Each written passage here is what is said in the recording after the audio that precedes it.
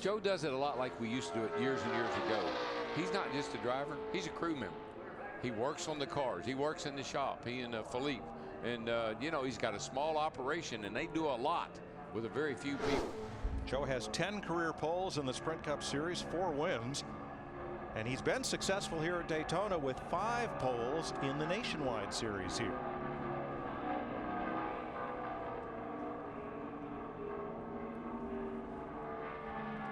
Yeah, looking at our go or go homers so far, Darrell and I were talking during the commercial break. Feel pretty good about that 48.92 that Michael Waltrip ran, and even possibly the 48.96 that Dave Blaney ran. But certainly we know J.J. Yaley, he'll have to race his way in, and don't feel that great about Casey Mears' 49.21.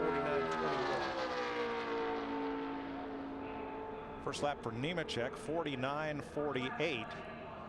Not bad. Should be able to pick that up to around a flat, and if you can get into 48s, I think it's not a bad run, really. Darrell, that is a real good first lap. That is actually the fastest first lap of the go or go homers.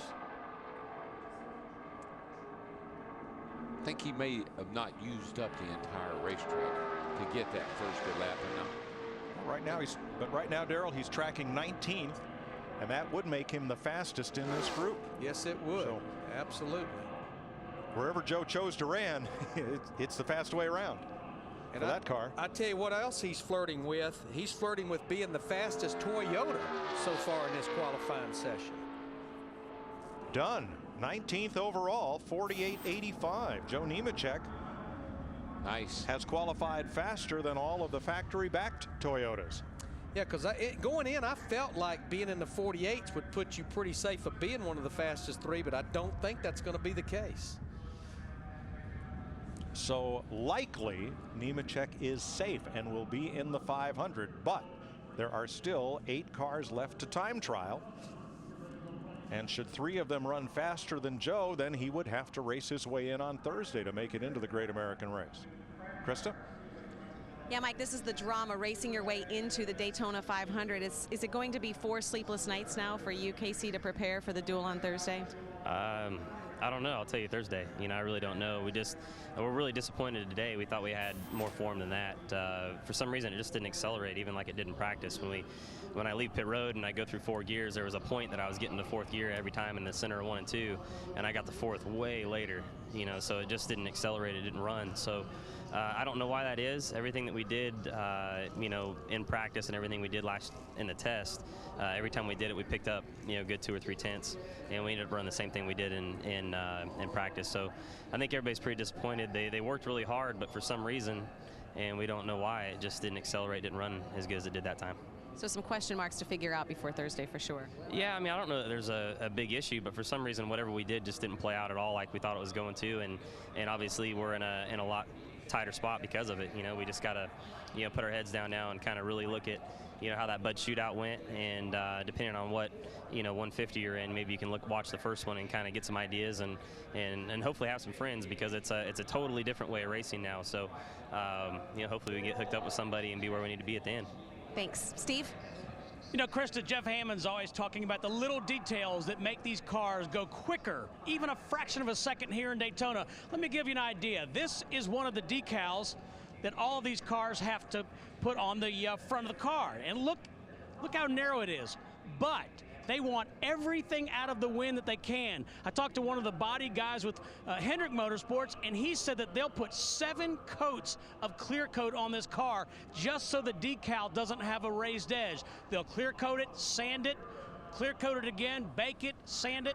All in all, 7 coats just to keep the seam of a decal out of the wind. Roger Penske, for his Indy cars, the decals were 2 mils thick. John McKenzie was telling me, Motorsports Designs. Penske said no. Penske and his people said, we want 1 mil thickness decals and we'll make them stick. It used to be a game of inches. Now it's a game of thousandths of an inch. Now here is the ghost lap image of the 4 fastest qualifiers so far relative to one another. Coming off turn number 4, different lines, similar results. First to 4th, 17 100ths of a second. Yeah, the 88 and the 21 ran the same line, and Looked like Jeff Gordon moved up a little bit. Looked like Paul Menard moved up just a little bit, just enough to hurt. Well, if the front row is going to change, this is the driver who could make it happen. Bill Elliott, a 4-time winner of the 500, a mark he shares with Cale Yarborough and Buddy Baker for the most poles ever for the 500. Bill has won NASCAR's most popular driver award 16 times. Didn't hear a lot of people say anything bad about Bill Elliott when he was racing full time. A 2-time winner of the 500, 1985 and 87. And in those 3 years, he won the pole all 3 years, 85, 6, and 7. And when with him, it was a family affair. It was his dad, George, and Ernie, and his brothers, and everybody. They all worked on that car. And Ernie did the engines, Dan did the transmissions. Yeah, family race team. It really was. And man, did they turn some heads, especially in 1985. And a great champion, Benny Parsons, was a manufacturer's rep for Harry Melling's oil pump company up in Michigan. Got Melling and the Elliots together, and they made history. They did. They made good music together. I know that. And he is flirting with the fastest first lap of our Go or Go Homers. When I look right there, right on first lap, 36 quickest. That's right there in that 49.40 range. Actually, 49.28 Bill's first lap. Oh yeah, he's so going to jump be a over great there. lap. Should be in the 48.70s probably. And it's all in the family for the Elliots. His son won that big pass late model race at the reopened North Wilkesboro, North Carolina Speedway last year. Yeah, and he won, I think it was Lanier here just recently. He and David Reagan have a heck of a battle, and Chase came out on top. He's 15 years old. But boy, this second lap does not look like what we'd expected. It's not moving, is it? 17. But the thing it will do, there's no question. I think it's going to safely lock him into the Daytona 500. Bill Elliott driving for James Finch, who won Talladega with Brad Keselowski. 17th for Elliott, 48.77, 184.5. He is the fastest go or go homer. He'll be in the Daytona 500.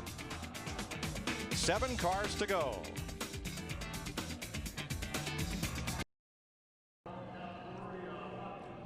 Dale Earnhardt Jr. and Jeff Gordon presently on the front row in Chevrolets. Then Trevor Baynes Ford, Paul Menard and Clint Boyer are the Fast Five right now, as the Onion, that's what Randy LaJoie nicknamed Todd Bodine early on in his career, and driving for the Germain Motorsports Group in all 3 big races here in Daytona. Todd Bodine times in at a 49.16. He will have to race his way into the 500.